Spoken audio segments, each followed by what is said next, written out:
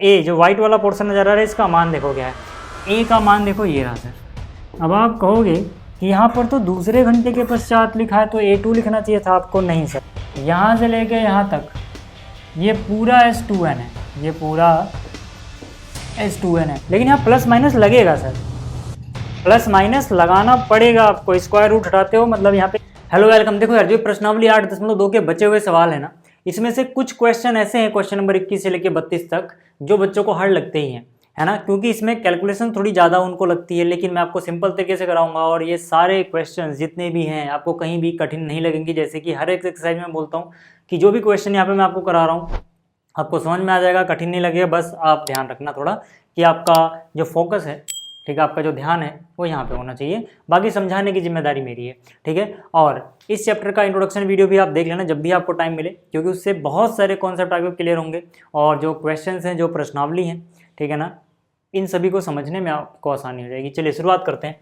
Question number 21 से देखते हैं। इसमें क्या बोला गया है, ऐसे 4 पद ज्ञात कीजिए जो गुणोत्तर श्रेणी में हो, जिनका तीसरा पद प्रथम पद से 9 अधिक हो तथा दूसरा पद चौथे पद से 18 अधिक हो। तो बात की गई है एक गुणोत्तर श्रेणी यानी जीपी की। तो मान लेते हैं पहले कि माना प्रथम पद जो है वो ए है और जो सार्व अनुपात है वो आर है। अब अगर मैं बात करूं प्रश्न के अनुसार, यानी कि अकॉर्डिंग टू क्वेश्चन, यानी कि प्रश्नानुसार, प्रश्न के हिसाब से क्या हो जाएगा सर, प्रश्न के हिसाब से इसमें बोला गया है कि जो तीसरा पद है, ध्यान से देखो क्या बोला गया, तीसरा पद जो है वो प्रथम से 9 अधिक है। अब तीसरे पद का मतलब A3, ठीक है, और प्रथम पद यानी कि ए, और इससे 9 अधिक का मतलब है ए में 9 जोड़ दो।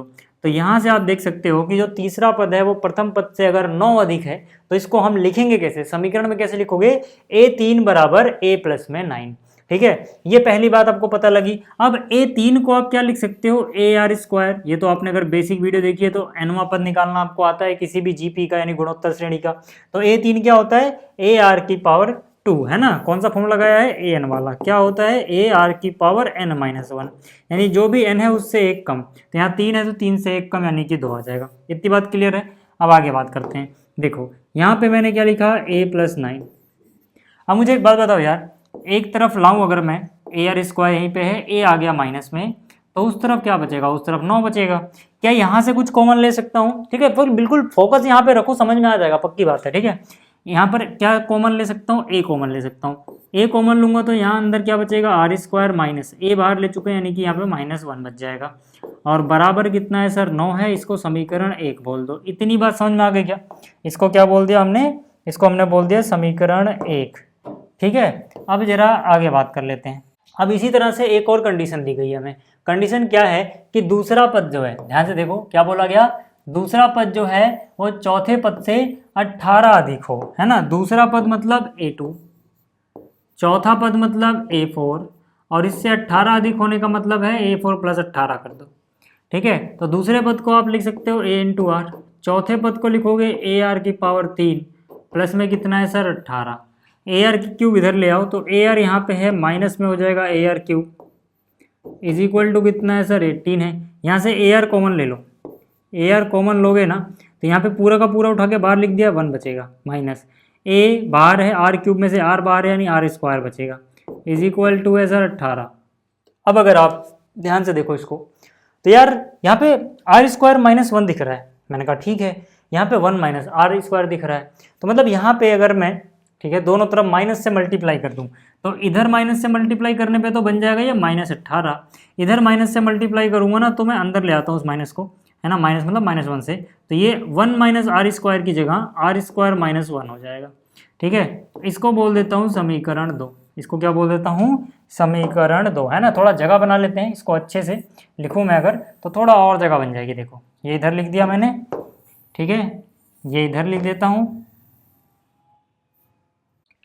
ठीक है। इधर आ जाओ, इधर थोड़ा और जगह बन जाएगी, इसको मैं इधर लिखूँ तो,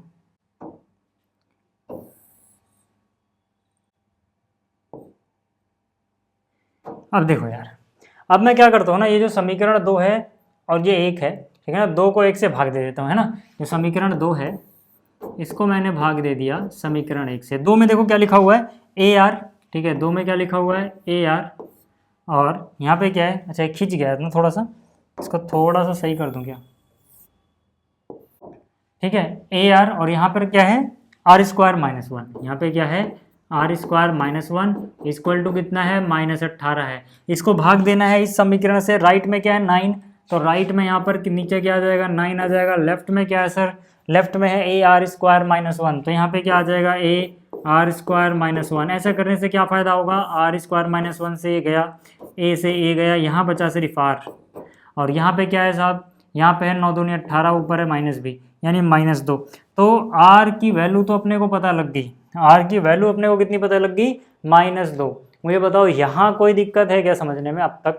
ठीक है, अपने को क्या दिया था, A3 दिया था कि भाई वो A से 9 ज़्यादा है, उसकी कंडीशन हमने लगाई, सॉल्व किया, ये इक्वेशन मिल गई। एक और कंडीशन बताई थी कि भाई दूसरा पद चौथे से 18 अधिक है, दूसरा चौथे से 18 अधिक किया, सॉल्व किया, दूसरी इक्वेशन मिल गई, दूसरी को पहले से भाग दिया, आर निकल के आ गया, सीधी सीधी बात है।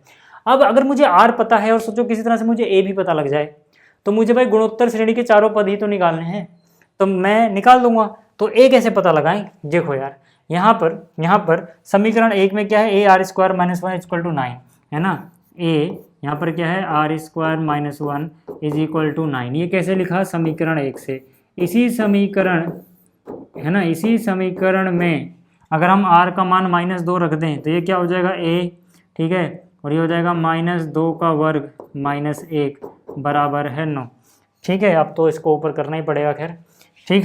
अब यहाँ पे आ जाओ, तो यहाँ पर ठीक है ए खतरनाक सा बन गया है, रुक जाओ, ठीक है, तो 2 का स्क्वायर, ठीक है, ये -2 का स्क्वायर है, -2 का स्क्वायर प्लस 4, 4 में से 1 गया 3, यानी कि 3a बराबर है 9। इसका मतलब है a बराबर कितना आ जाएगा साहब, 3 आ जाएगा, तो a का मान भी पता लग गया।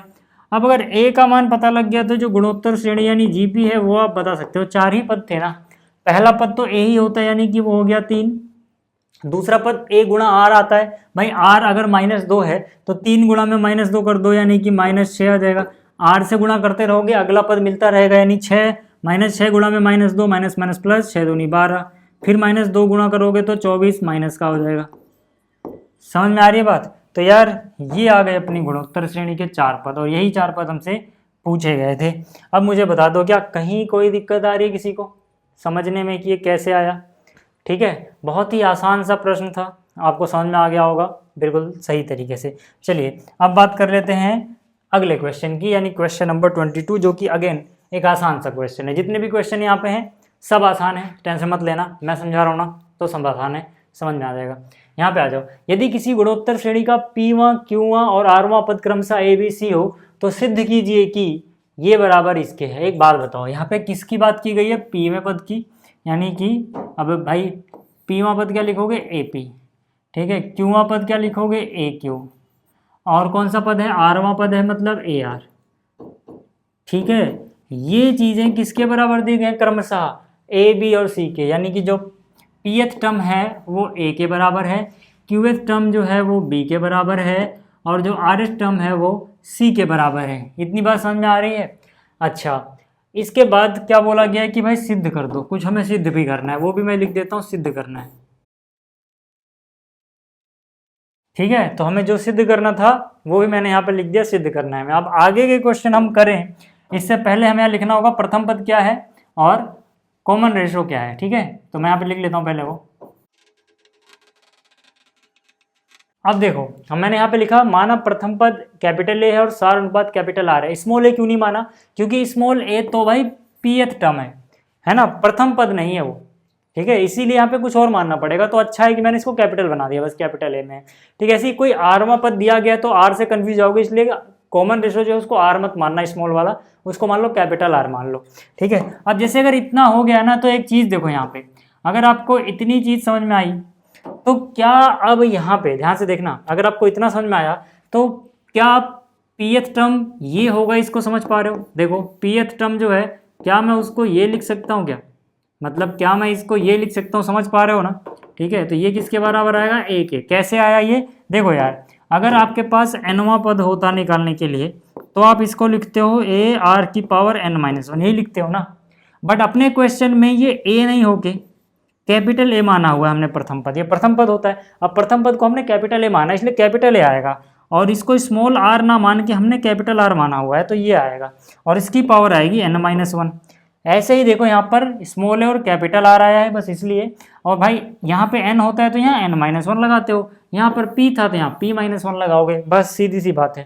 ठीक है, यही लॉजिक अगर हम यहाँ लगा दें, यही लॉजिक अगर हम यहाँ लगाएं तो क्यूवां पद क्या हो जाएगा, प्रथम पद, ठीक है, कॉमन रेशो यानी कि सार्वनुपात, और q-1 इसकी पावर कर दोगे b मिल जाएगा।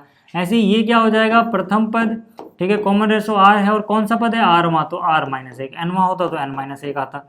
समझ में आ गई होगी आपको एक बातचीत। ठीक है, तो ये हो गया अपना समीकरण 1, ये हो गई समीकरण 2 और ये हुआ समीकरण 3, जहाँ से मुझे असलियत में a की वैल्यू पता है, b की वैल्यू पता है, c की वैल्यू पता है। अब तो ये क्वेश्चन आसान हो जाता है। कैसे आसान हो जाता है सर, मैं बोलूँगा LHS उतार लो, जो प्रूफ करना है। भाई सिद्ध क्या करना है, सिद्ध यही करना है ना सर, इसका LHS बोले तो इतना। ठीक है, इसमें आप देखो अगर मैं इसको उतार लूँ और यहाँ पे a b c की जगह a की वैल्यू, b की वैल्यू, c की वैल्यू पुट कर दूँ, सॉल्व हो जाएगा आराम से।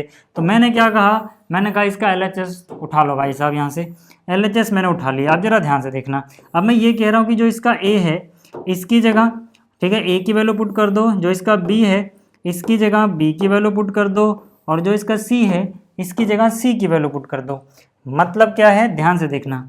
ठीक है, यहाँ पे a की वैल्यू पुट करोगे और a की पावर q-r है तो उसकी पावर भी q-r आ जाएगी इनटू, फिर b की पावर समथिंग है, यहाँ पे b की वैल्यू पुट करोगे, b की पावर r-p है तो ये लिख देना इनटू में, यहाँ पे c की पावर समथिंग है तो यहाँ c की वैल्यू रखोगे, और c की पावर क्या है p-q, तो उसकी पावर भी p-q कर दोगे। यहाँ तक चीज़ें समझ में आ रही हैं क्या, ये जो मैंने चीज़ लिखी ये वाली, ठीक है, ये वाली, ये समझ में आ रही है क्या, बिल्कुल ठीक। अब देखो जरा a जो व्हाइट वाला पोर्शन नजर आ रहा है, इसका मान देखो क्या है, a का मान देखो ये रहा सर, a का मान क्या है, a-r-p-1, बस a कैपिटल लिखना, a-r और पावर क्या है p-1। ठीक है, आगे चलते हैं, यहाँ पर b का मान रखना है सर, b की वैल्यू आपको दिख रही होगी, बहुत आसान है, सारे क्वेश्चन बहुत आसान है, याद रखना। ठीक है, b की वैल्यू क्या है, मतलब a, ठीक है, यहाँ पर capital A capital R, power क्या है साहब q-1, फिर c है, c की पावर दिस था, c की वैल्यू क्या है सर, ये दिख रही है आपको c की वैल्यू, यहाँ पर क्या है a-r। और स्कूल एग्जाम में तो एक और अच्छी बात है, अगर पूरा सॉल्व नहीं भी होता है और आपके स्टेप्स लेकिन ठीक हैं तो आपको मार्क्स मिलते हैं साहब। ठीक है, क्लियर हो गया क्या, बताओ यहाँ तक। ठीक है, ये जो चीज़ें मैंने समझाई आपको इतनी, क्या इसमें कोई दिक्कत आई किसी को, ठीक है, इसमें तो नहीं होनी चाहिए यार दिक्कत, यहाँ तक तो चीज़ें समझ में आनी चाहिए आराम से।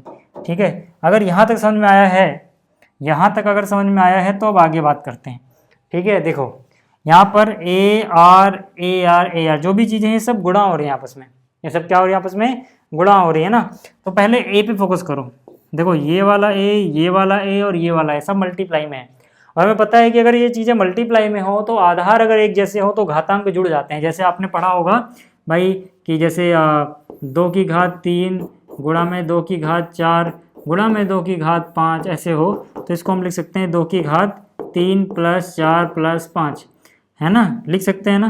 क्यों लिख सकते हैं, क्योंकि आधार एक जैसा था और गुणा हो रही थी तो घातांक जुड़ जाते हैं।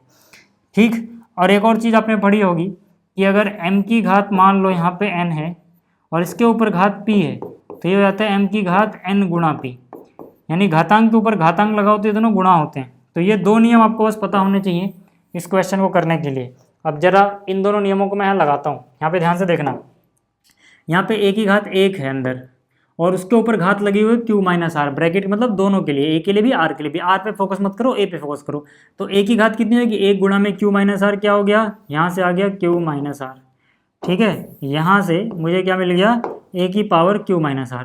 ऐसे यहाँ पे a की पावर क्या है r-p।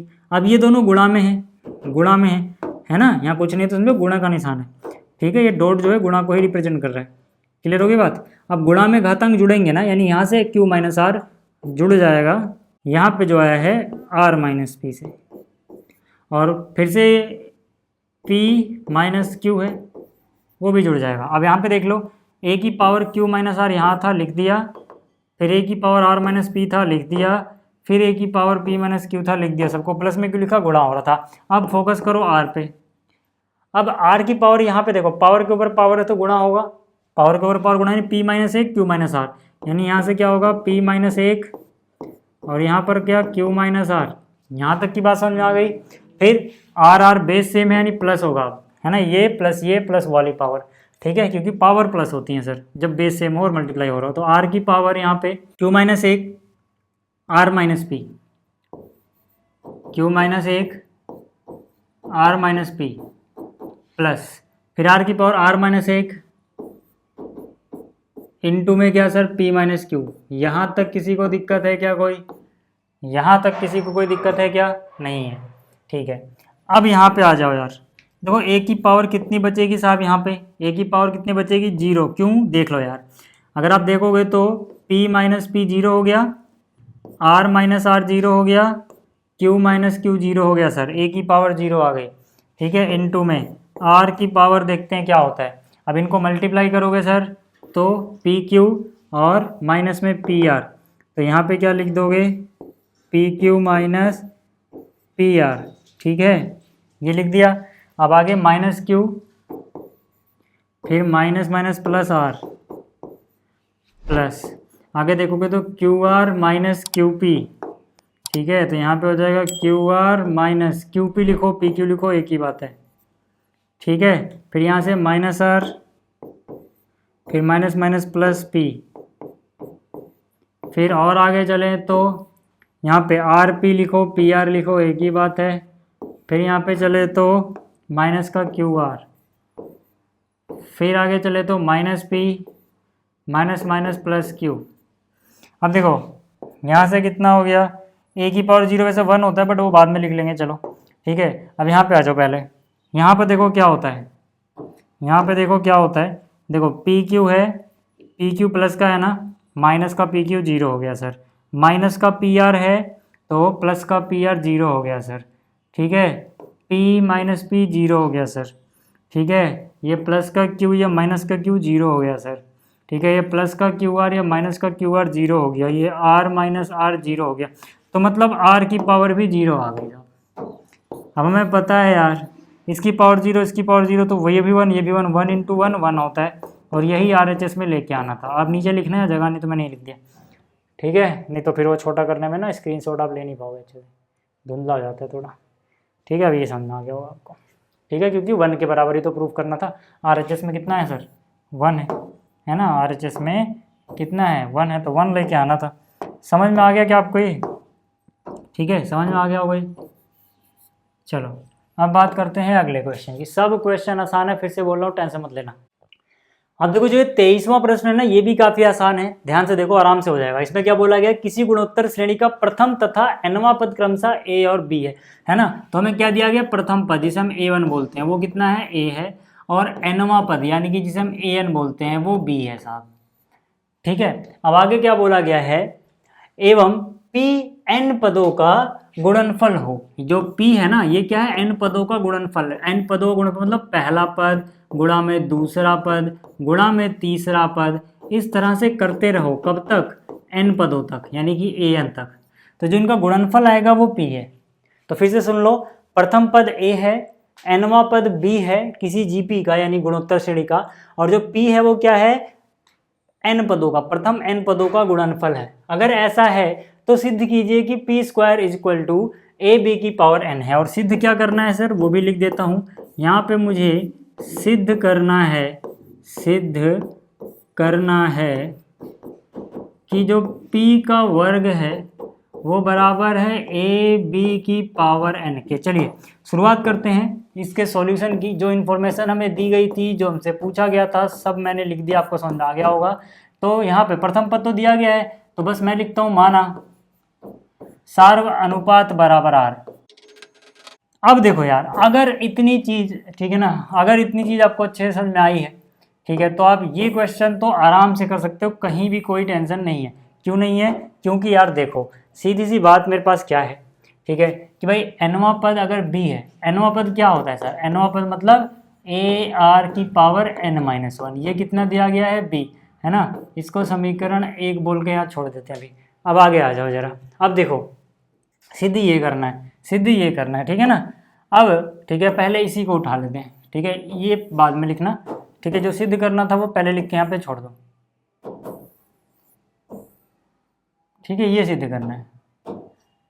अब यहाँ पे आ जाओ, अब देखो जो मेरे पास ये p है सर, जो मेरे पास ये p है उसमें यहाँ पर क्या आ रहा है, प्रथम पद क्या है a गुणा में, जो सेकंड टर्म है उसे मैं a गुणा r लिख सकता हूँ, तीसरे को मैं a r की पावर 2 लिख सकता हूँ।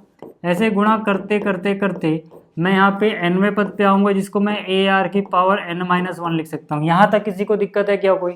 यहाँ तक कोई दिक्कत नहीं है, बढ़िया। अब मुझे बताओ यहाँ पे a की पावर कितनी हो जाएगी?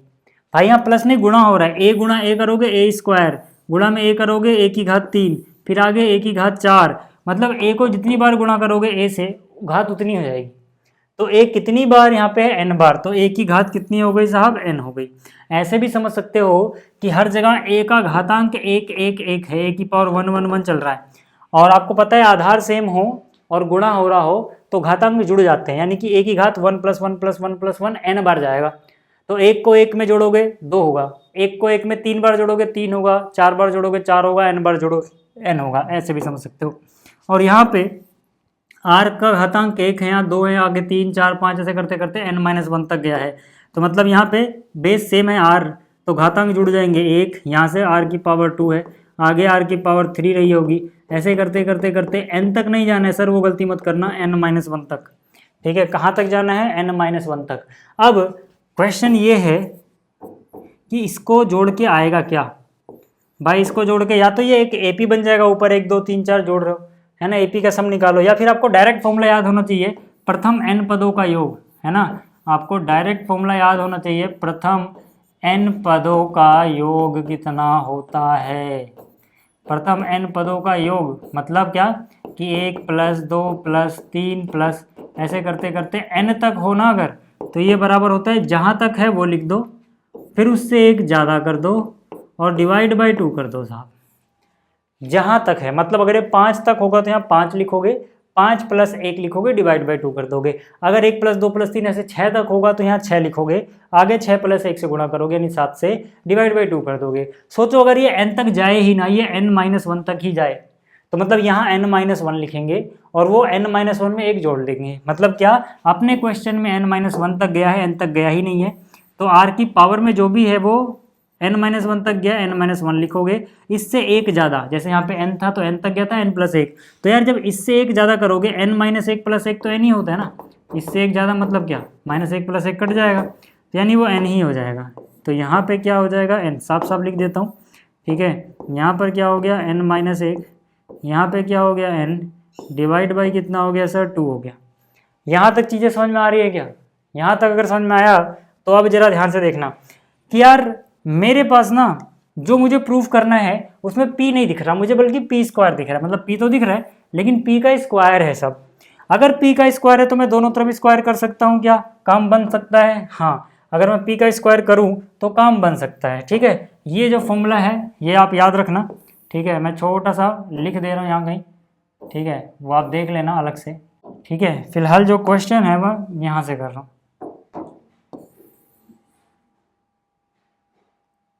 ठीक है, तो यहाँ से देखो, अब दोनों तरफ अगर मैं वर्ग कर दूं तो यहाँ से p का वर्ग कितना हो जाएगा साहब, p का वर्ग कितना हो जाएगा, जो भी अंदर है उसका वर्ग करना पड़ेगा, जो भी अंदर है उसका वर्ग करना पड़ेगा ना। अंदर क्या है, a की पावर n r की पावर n-1 इंटू में n डिवाइड बाई 2। ठीक है, तो मैं यहाँ पे क्या लिखूंगा कि भाई दोनों तरफ वर्ग किया मैंने, ये समीकरण थी इसमें दोनों तरफ वर्ग किया है ना, आप याद रखना। इसके बाद आपको यहाँ पे देखना है,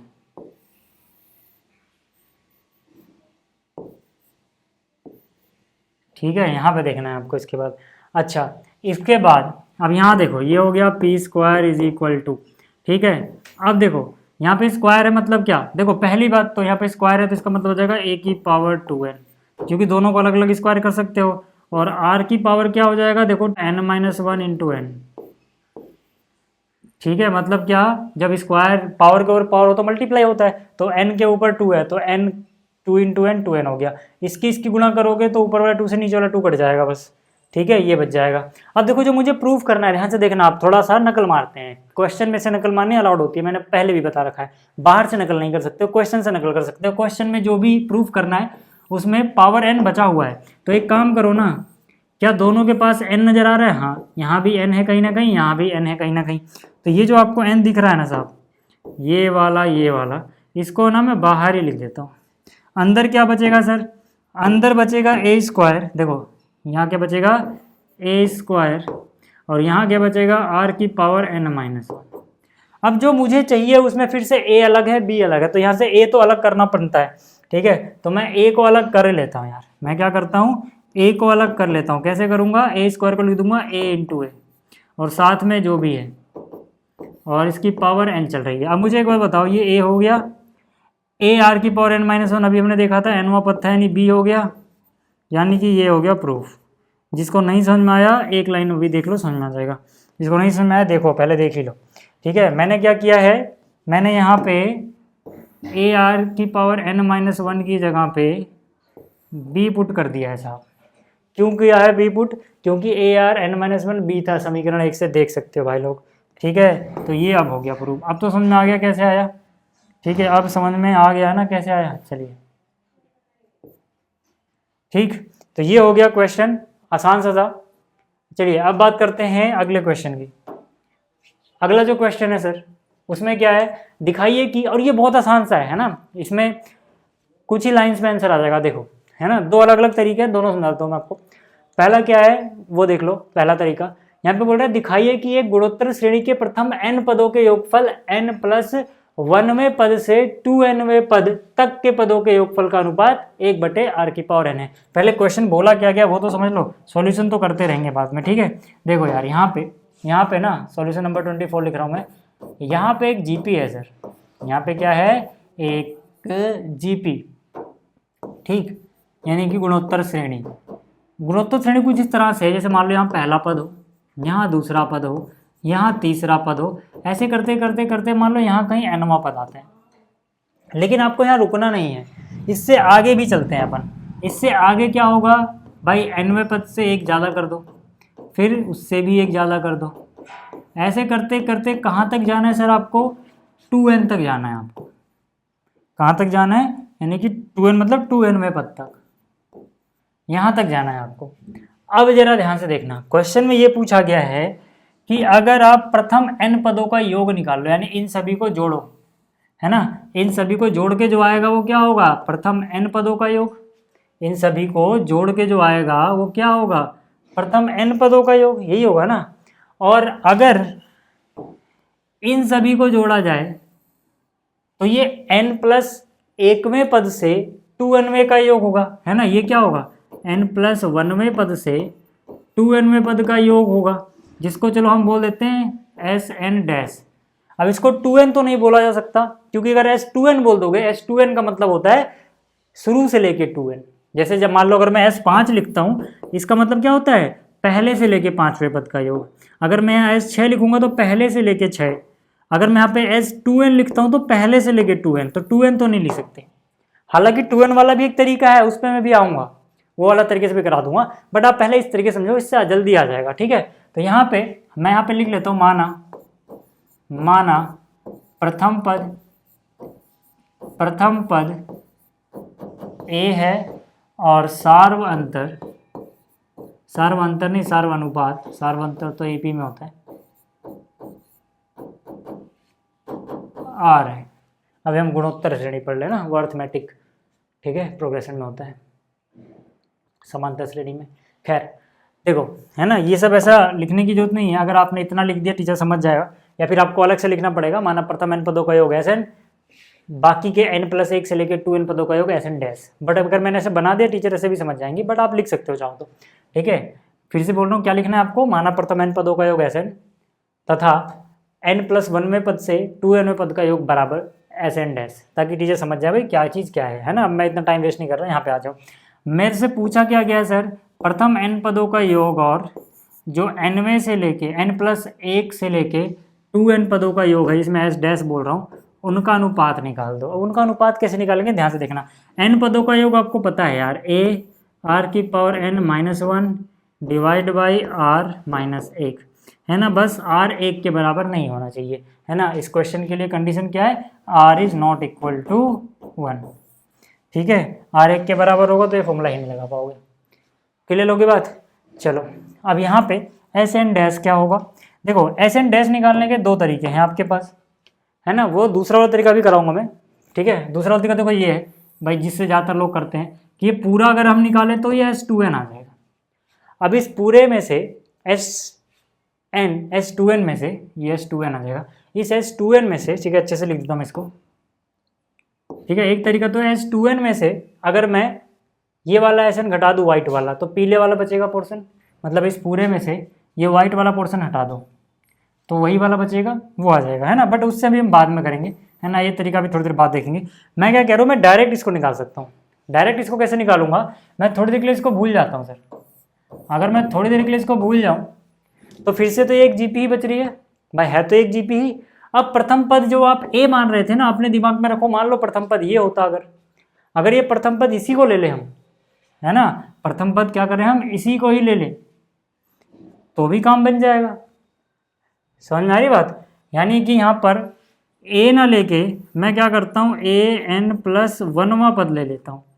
अब यहाँ पे R⁻n-1 डिवाइड बाय R-1, क्योंकि GP तो पुरानी वाली है तो R तो वही रहेगा, है ना। तो यहाँ पर A ना लिख के आप AN+1वें पद की वैल्यू लिखोगे, और वो क्या होती है, वो होती है AR⁻n। ध्यान से देखो ना भाई, AN क्या होता है, AR⁻n-1, तो AN+1 क्या हो जाएगा, AR⁻, इसमें से एक कम करोगे, इसमें से एक करोगे तो पावर n आ जाएगी। सीधी सी बात है, ये मिल गया। अब जैसे ही इतना मिला है, सवाल हो गया सर, हो गया सवाल। दिखाऊं, देखो, इससे कट गया, ठीक, इससे ये कट गया, ठीक, A से A कट गया, ठीक, बराबर। यहाँ वो पूरा कट चुका है तो मतलब सब कुछ कट कुटा के 1 बचा होगा। नीचे पूरा कट चुका है इसको छोड़ के, यानी नीचे R⁻n बचा होगा। देख लो यार, इसको यही तो प्रूफ करना था, ठीक है। तो मतलब ये वाली चीज़ आ गई इतने के बराबर, ठीक है, ये वाली जो चीज़ थी, और ये हमें प्रूफ करना था सर, है ना, यही हमें प्रूफ करना था। तो एक तरीका तो ये था जो कि बहुत ही छोटा पड़ता है, एक तरीका तो ये था सर, ठीक है। इसको थोड़ा नीचे कर दूँ क्या, ठीक है। एक तरीका तो ये था। दूसरा तरीका जिससे आप लोग हो सकता है करते हुए आए हो अब तक, ठीक है, वो ही बता देता हूँ आपको कि आपको इसको भूलना नहीं है। देखो दूसरा तरीका क्या है, ये मेथड 1 था, ठीक है, ये मेथड 1 है, ये मेथड 1 है, ठीक है ना। यहाँ पे n क्यों लिखा, क्योंकि देखो अगर ये n पद हैं, अगर ये n पद हैं तो ये भी n ही पद होंगे, तभी तो n+n 2n पद होंगे। तो इसीलिए यहाँ पे पावर, जब मैं इसको मान रहा हूँ प्रथम पद, तो n कितने हैं यहाँ पे देखना पड़ेगा ना, n है, इसीलिए R⁻n आया था। बट अगर आपको ऐसे नहीं अच्छा लग रहा है करना, ठीक है, तो आपके पास एक और ऑप्शन है साहब, वो ये वाला है, ठीक है। मेथड 2 देख लो, मेथड 2 क्या कि भाई SN/SN' निकालना था आपको। अब SN तो क्या होता है, ठीक है, SN तो मान लो SN ही होता है, ठीक है, SN की जगह ऐसे नहीं रहने दो, SN' की जगह क्या लिख लो, S2N - SN, ठीक है। देखो SN तो ठीक है अपने पास, SN ही रहने दो, कोई दिक्कत नहीं है। SN' की जगह क्या लिखोगे, S2N - SN। कैसे आया ये फॉर्मूला, अभी वैसे मैंने समझाया भी था आपको, बट फिर भी समझ लो सर, ठीक है, एक बार और समझ लो क्या जा रहा है। देखो यहाँ से लेके यहाँ तक ये पूरा S2N है, ये पूरा S2N है, तो S2N मतलब ये पूरा आ गया। SN घटाया, SN मतलब ये व्हाइट वाला हिस्सा गायब कर दो, ये पीले वाला हिस्सा बच जाएगा, इसे हम SN' बोल रहे हैं, तो इसमें से घटाने के बाद SN' बचेगा। ऐसे समझ सकते हो यार। और ये अब करना सोल्व आसान है। कैसे है आसान, ध्यान से देखो। SN का फॉर्मूला क्या था, AR⁻n-1 डिवाइड बाई R-1, ठीक है। S2N मतलब क्या, अब तो भाई 2n ना, शुरू से 2n, मतलब शुरू वाले पद ही लिखोगे पहला पद, और R⁻n आके 2n आएगी, ठीक है, डिवाइड बाई R-1 होगा माइनस, ठीक है। SN तो ऊपर वाला ही है, यानी कि यही AR⁻n-1 डिवाइड बाई R-1। यहाँ तक बात समझ में आ रही है क्या, ठीक है। अगर ये चीज़ समझ में आ रही है तो देखो इसमें बस थोड़ा सा 2-4 लाइनें ज़्यादा लिखनी पड़ेंगी, है ये भी आसान, ठीक है। देखो सबके नीचे R-1 है, उड़ा दो सबका, सबके पास A है, सबका A उड़ा दो, ठीक है। क्या बचेगा, देखो ऊपर बचेगा R⁻n-1, नीचे बचेगा R⁻2n -1। अब ये माइनस जो है ना अंदर जाएगा, सबका निशान बदल देगा, यानी minus plus minus R⁻n minus minus +1। अब जैसे ये +1 हुआ, +1 -1 कट जाएगा सर, ठीक है। +1 -1 कटेगा तो देखो ऊपर क्या है, R⁻n -1, नीचे R⁻2n - R⁻n बचेगा, क्या बचेगा, आर की पावर 2n माइनस आर की पावर n बचेगा। ठीक है, अब कैसे करेंगे, अब ऐसे करेंगे सर। ठीक है, यहाँ पर क्या है, S N divide by S N dash is equal to R की power n minus 1 divide by R की पावर n कॉमन ले लोगे तो यहाँ आर की पावर 2n में से आर की पावर 1n गया तो 1n तो बचा रहेगा, माइनस में पूरा बाहर ले लिया आर की पावर n तो 1 बचेगा। अब देखो ये वाला चीज़ सेम ही है ना, इसके काट दो तो ऊपर कितना बचा 1 और नीचे कितना बचा आर की पावर n, तब भी वही आंसर है, थोड़ी कैलकुलेशन ज़्यादा पड़ी। ठीक है, अब देखो आपकी इच्छा भैया, आपको जो अच्छा लगे, जौन सा मेथड अच्छा लगे उससे कर लेना, कोई जोर ज़बरदस्ती है नहीं। ठीक है, आपको जो भी मेथड अच्छा लगे उससे कर लेना। देखो ये घिचपिच ज़्यादा हो गया ना, तो इसको थोड़ा अच्छे से लिख देता हूँ मैं। अगला क्वेश्चन देखो, सॉल्यूशन नंबर 15 की बात कर रहा हूँ मैं, सॉल्यूशन 25, सॉरी 15 नहीं, ठीक है, सॉल्यूशन 25। ठीक है, इस क्वेश्चन में बोला गया है कि यदि ए बी सी डी गुणोत्तर श्रेणी में है। पहली बात तो ये है कि भाई एक जीपी में है, कौन, A B C and D, ये एक जीपी यानी गुणोत्तर श्रेणी में है। अगर ऐसा है तो दिखाइए कि ये चीज़ बराबर आती है इसके, है ना, और सिद्ध क्या करना है वो भी लिख देता हूँ मैं, सिद्ध करना है। ठीक है, ये हमें सिद्ध करना है। ठीक है, ये हमें दिया हुआ है। ठीक है, ये जो चीज़ है ना कि ये जीपी में, ये हमें गिवन है और ये हमें सिद्ध करना है। ठीक है, तो यहाँ पे मान लेते हैं, माना सार्वनुपात बराबर आर। ठीक है, ये मान लिया। अब जरा देखना कि कैसे कर सकते हैं। यार मुझे एक बात बताओ कि भाई प्रथम पद तो ए है, जो बी है क्या वो द्वितीय पद है? हाँ भाई, ये द्वितीय पद होगा ना। द्वितीय पद कैसे होता है, ए इंटू आर। ठीक है, एक चीज़ तो ये मिल गई मुझे बी ए आर में। ऐसी क्या मैं सी को लिख सकता हूँ ए और आर की टर्म में? बिल्कुल। सी तृतीय पद है, तीसरा पद है। तीसरे पद को हम क्या लिखते हैं, ए आर स्क्वायर। ये हो गई दूसरी इक्वेशन। ऐसे ही डी जो है इसको मैं क्या लिख सकता हूँ सर, डी चौथा पद है तो इसको मैं लिख सकता हूँ ए आर की पावर 3। ये हो गई इक्वेशन नंबर 3। इतनी बात समझ में आ गई। अब जो सिद्ध करना है, एक बार इसका LHS उठा लो और देखो कि यहाँ से क्या बन सकता है ना। जो सिद्ध करना था उसका मैंने यहाँ से LHS ही उठा लिया सर, उसका मैंने यहाँ से LHS उठा लिया। अब जरा देखना, यहाँ पे मैं क्या बोलूँगा, ए की जगह क्या है, ए की जगह तो ए है सर, है ना, ए की जगह तो ए है। ठीक है, इसको ए स्क्वायर रहने दो। बी की जगह क्या है सर, बी की जगह देखो ना जरा ध्यान से, बी की जगह है ए आर, तो बी का स्क्वायर क्या हो जाएगा, ए स्क्वायर आर स्क्वायर। इसका स्क्वायर क्या हो जाएगा, ए स्क्वायर आर स्क्वायर। ठीक है, सी स्क्वायर है, सी की वैल्यू है ए स्क्वायर आर स्क्वायर, तो सी का स्क्वायर क्या होगा, ए स्क्वायर आर की पावर 4, है ना। सी स्क्वायर क्या हो जाएगा, ए स्क्वायर आर की पावर 4। यहाँ तक समझ में आ गया। फिर से बी स्क्वायर है यार, बी ए है ना, यानी कि बी ए आर है तो बी स्क्वायर हो जाएगा ए स्क्वायर आर स्क्वायर। फिर सी स्क्वायर अभी हमने देखा था, सी स्क्वायर क्या, ए स्क्वायर आर स्क्वायर का स्क्वायर यानी आर की पावर 4। प्लस में डी स्क्वायर भी है, इसका स्क्वायर करोगे यानी डी का स्क्वायर मिल जाएगा, तो ए स्क्वायर आर की पावर 6। तो यहाँ से हो जाएगा ए स्क्वायर आर की पावर 6। यहाँ तक कोई दिक्कत है क्या, नहीं होनी चाहिए। ठीक है भी तो नहीं होनी चाहिए। देखो कॉमन क्या आएगा सर, यहाँ से इसमें ए स्क्वायर सबके पास है, बिल्कुल है। तो क्या मैं ए स्क्वायर कॉमन ले लूँ, बिल्कुल। तो यहाँ क्या बचेगा 1 प्लस, यहाँ क्या बचेगा आर स्क्वायर प्लस, यहाँ क्या बचेगा आर की पावर 4। कॉमन कितने में से लिया अभी तक, सिर्फ इतने में से। समझ में आ गई बात। अच्छा, इसमें से भी क्या कुछ कॉमन आ रहा है, हाँ क्या कॉमन आ रहा है, ए स्क्वायर। तो पहली बात तो ए स्क्वायर कॉमन ले लो, आर स्क्वायर आर की 4 आर की 6, छोटी पावर कॉमन ले लो आर स्क्वायर, यानी कि यहाँ से भी क्या कॉमन आ गया, आर स्क्वायर। तो यहाँ से ए स्क्वायर आर स्क्वायर आया तो 1 बचा, ए स्क्वायर आर की पावर 4 में से आर स्क्वायर आया तो आर स्क्वायर बच गया, ए स्क्वायर आर की 6 में से आर की 4 बच गया। बताओ जरा, यहाँ तक कोई दिक्कत है? नहीं। अब ये सब मल्टीप्लाई में है सर, सब मल्टीप्लाई में चल रहा है ना, तो ए स्क्वायर इंटू ए स्क्वायर करोगे तो ए की पावर 4 आएगा, प्लस मत समझ लेना कहीं अलग अलग ब्रैकेट में लिख रहा हूँ। ठीक है, और आर की पावर 2 आ गया। और इसके अलावा देखोगे ये ब्रैकेट सेम है और ये मल्टीप्लाई हो रहा है। सेम चीज़ मल्टीप्लाई होती है तो उसका स्क्वायर आ जाता है, यानी कि यहाँ पे 1 plus R square plus R की पावर 4 का स्क्वायर आ जाएगा। यही होगा ना भाई, ठीक है ना, यही होगा यार, और क्या। ठीक है, समझ में आ गई बात। तो ये आ गया अपने पास LHS। अब एक काम करते हैं ना, RHS उठा लो। ठीक है, अब एक काम करो, RHS उठा लो सर इसका। ठीक है, मैंने लिखा RHS, जो प्रूफ करना था उसमें, जो प्रूफ करना है उसका RHS देखो ये रहा, है ना, जो प्रूफ करना है उसका RHS ये रहा, इसको उठा लो। यही आएगा। अब यहाँ पे क्या है, अंदर देखो ये a है तो a लिखो, इनटू में b क्या है a इंटू आर। भाई a की जगह a आया, b की जगह a इंटू आर आ गया, इतना किया बस मैंने। क्यों? क्योंकि b equal to a into R है। प्लस फिर b की जगह क्या लिखोगे, वही b की जगह लिखोगे a इंटू आर, यानी इस b की जगह लिख दिया a इंटू आर।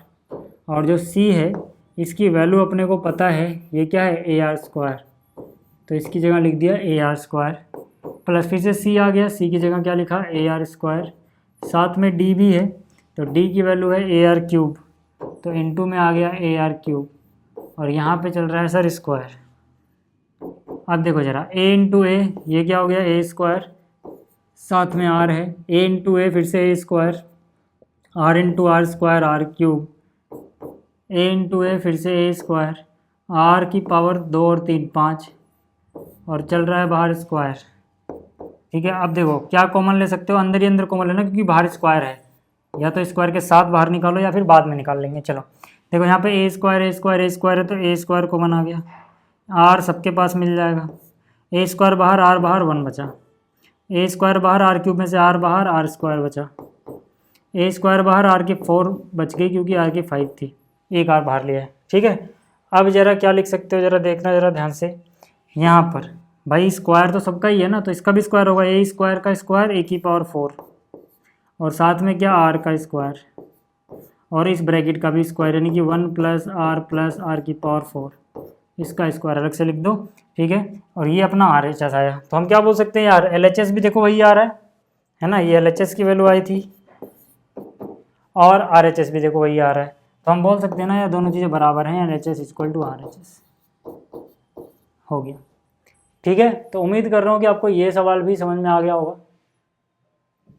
चलिए अब चलते हैं अगले क्वेश्चन पे, स्क्रीनशॉट लेना तो ले लो। ठीक है, वैसे पीडीएफ मिल जाएगी आपको टेलीग्राम पे। चलिए ये रहा अगला सवाल, इसमें क्या बोल रहा है, ऐसी दो संख्याएं ज्ञात कीजिए जिनको 3 तथा 81 के बीच रखने पर प्राप्त अनुक्रम एक गुणोत्तर श्रेणी बन जाए। मतलब एक संख्या 3 है, ठीक है ना, एक संख्या क्या है 3। बहुत आसान सा प्रश्न है, बहुत इंपॉर्टेंट है। ठीक है, हर बार आता है और आसान है, मतलब एक बार में समझ में आने वाला प्रश्न है। ठीक है, देखो एक 3 है, एक 81 है, दो संख्याएं हैं, कह रहा है इनके बीच में दो संख्याएं रखो, इनके बीच में दो संख्याएं। मान लो मैंने पहली संख्या x रख दी, दूसरी संख्या y रख दी, तो मैंने इनके बीच में दो संख्याएं रख दी। अब दो संख्याएं रखने के बाद जो ये आपको मिल रहा है अनुक्रम, ये एक जीपी यानी गुणोत्तर श्रेणी बन जाए, ऐसे बोला गया था। ठीक है, तो मैं क्या बोलूंगा यहाँ पे, माना सार्व अंतर बराबर आर, सार्व अंतर नहीं सार्व अनुपात, तथा 3 और 81 के बीच में x और y रखे गए हैं। ठीक है, तो मैंने क्या बोला कि भाई माना सार्वनुपात r है, x और 81 के बीच में 3 और y रखा, और रखने के बाद जो मिला वो जीपी बन गया। यही तो कंडीशन थी ना भाई, कि आपके पास जीपी बननी चाहिए और 3 और 81 के बीच में 2 नंबर रखने चाहिए। तो मैंने दिखा दिया कि चलो ये रखने के बाद ये जीपी बन रही है।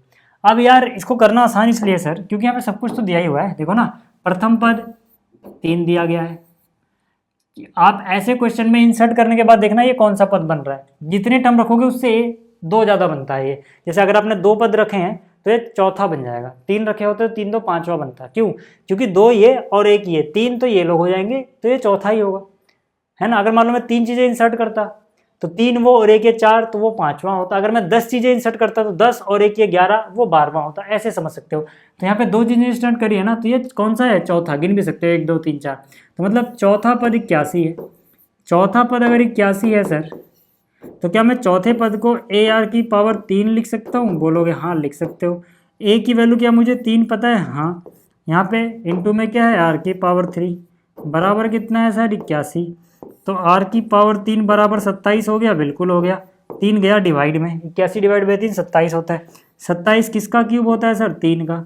ऑड पावर है तो प्लस माइनस तो लगाएंगे नहीं, स्क्वायर है तो प्लस माइनस लगाते भी, स्क्वायर रूट लिया होता दोनों तब तो। ठीक है, चलो आर 3 मिल गया क्या, हाँ। अब अगर मुझे आर मिल गया है तो यार ए तो मुझे पता था, मुझे एक्स निकालना था। क्या मेरा एक्स दूसरा पद है? देखो ना, पहला पद दूसरा पद ही तो एक्स है। दूसरे पद को मैं क्या लिख सकता हूँ, ए इंटू आर, यानी एक्स कितना हो जाएगा, ए की मान 3, आर का मान भी 3, यानी एक्स हो जाएगा 9। ऐसी वाई क्या मैं बोल सकता हूँ कि तीसरा पद है? बोलोगे बिल्कुल हाँ। तो तीसरे पद को हम क्या बोल सकते हैं, ए आर का स्क्वायर। बिल्कुल, तो यहाँ से ए की वैल्यू 3 है, आर 3 है। हालांकि ऐसे करने की जरूरत है नहीं, 3 का स्क्वायर 9 होती 27, क्यों नहीं है। आप डायरेक्टली बोल सकते हो यार अगर ये 3 है, आर से गुणा करते जाओ, अगला मिलता जाएगा। 3 गुणा 3 क्या 9 मिल गया, 9 गुणा 3 के 27 मिल गया, क्यों इतने तामझाम में पढ़ना, बट करके तो दिखाना नहीं यार। ठीक है, ये हो गया। ठीक है, तो मतलब क्या कि जो जीपी है वो इस तरह से बनेगी अपनी। पहला पद क्या था 3, दूसरा था एक्स की जगह क्या है 9, फिर 9 यहाँ 27 वाई है, फिर 27 यहाँ करोगे अपने आप 81 मिल जाएगा, मतलब जीपी है। ठीक है, क्लियर हो गया। इस तरह के क्वेश्चन आते हैं अक्सर। ये सॉल्यूशन नंबर 26 है ना, करने में भले आपको आसान लगा है, ठीक है, बट याद रखना ये इंपॉर्टेंट है। इंपॉर्टेंट होने का ये मतलब कभी नहीं होता कि वो चीज़ बहुत हार्ड होगी तो ही इंपॉर्टेंट है। जो चीज़ एग्जाम में पूछे जाने के चांसेस ज़्यादा है वही इंपॉर्टेंट है, और इसके पूछे जाने के चांसेस ज़्यादा हैं। ठीक है, ये क्वेश्चन भी कई बार आया हुआ है। बहुत सारे बच्चों को कैलकुलेशन में डर लगता है इसमें, बट मैं आपको समझा दूंगा बिल्कुल आसान तरीके से। देखो यहाँ पे सॉल्यूशन नंबर 27 की बात कर ही लेते हैं। ठीक है, चलो इसका डर भी खत्म करते हैं आज आपके दिमाग से। यहाँ पे कह रहा है एन का मान ज्ञात कीजिए ताकि ये जो चीज़ है ना ए और बी के बीच में गुणोत्तर माध्य हो। ठीक है, ध्यान से देखना, गुणोत्तर माध्य। ठीक है, क्या बोला गया कि भाई जो गुणोत्तर माध्य है ए और बी का, वो कितना दिया गया है, वो दिया गया है ए की पावर n+1 प्लस बी की पावर n+1 डिवाइड बाई ए की पावर n प्लस बी की पावर n। यार आपको पता है गुणोत्तर मतलब जीएम है ना, गुणोत्तर माध्य जो होता है किन्हीं दो नंबर का, वो जैसे मान लो 2 नंबर ए और बी हैं तो √AB ये होता है। ठीक है, लेकिन ये वाली चीज़ तो हमें इतना सारा तामझाम के रूप में दी गई है, हम बोलेंगे कोई दिक्कत नहीं, बस देखने में डरावना है, करना आसान है इसको। ठीक है, ये देखने में ही डरावना है, करना बहुत आसान है सर। इसको कैसे, ध्यान से देखते रहना। ठीक है, अंडर रूट में कोई नंबर है उसका मतलब होता है उसकी घात है 1/2। समझ में आ गया। तो पहला नियम ये याद रखना, अंडर रूट के अंदर कोई नंबर है तो इसका क्या मतलब होता है, इसका मतलब होता है नंबर की पावर कर दो हाफ, ये घातांक 1/2। समझ में आ गई बात। तो उस हिसाब से क्या, ए अंडर रूट में है तो अंडर रूट में इतना आ गया, बी भी है तो इतना आ गया। ठीक है, बराबर में क्या चल रहा है सर, चलने दो क्या दिक्कत है। ठीक है, ये आ गया। अब क्या करो ना, ए की पावर एन को इधर गुणा में लाओ, ए की पावर एन गुणा में आएगा, इधर ये गुणा में आएगा, इन दोनों से गुणा होगा। पहले मान लो इससे गुणा हुआ, ठीक है, तो ये जैसे ही इससे गुणा हुआ तो यहाँ पर ए, यहाँ पर ए, तो भाई जब, ठीक है ना, अलग पेन से लिखता हूँ, अलग कलर से मतलब। ठीक है, जब आधार एक जैसे हो तो घातांक जुड़ जाते हैं, घातांक वहाँ पे n है और यहाँ पे हाफ है, तो n प्लस में आधा हो जाएगा, और b तो ऐसे ही रहेगा, साथ में चिपका दो प्लस। अब b की बारी आएगी, अब ये b भाई साहब भी आएंगे इनसे मल्टीप्लाई करने, है ना। तो भाई यहाँ पर a को तो फ़र्क नहीं पड़ना, वो तो ऐसे ही रहना है, a की पावर हाफ। b में क्या हो जाएगा, n यहाँ पे आधा यहाँ पे जुड़ जाएगी, घातें जुड़ जाएंगी, बराबर, है ना, ये आ गया। बराबर में ऊपर वाली चीज़ यहाँ बची रहेगी, यानी a की पावर n+1 प्लस b की पावर n+1 यहाँ बचा ही रहेगा ये। अब ज़रा आगे चलते हैं सर, अब ज़रा आगे चलते हैं। किस तरफ चलेंगे सर, यहाँ पे इधर से जाना है आपको, ऊपर की साइड। ये तीर मैं इसलिए बनाता हूँ ताकि जब आप PDF देखो ना तो चीज़ें आपको समझ में आ जाएगी कौन से स्टेप के बाद कहाँ से शुरू किया।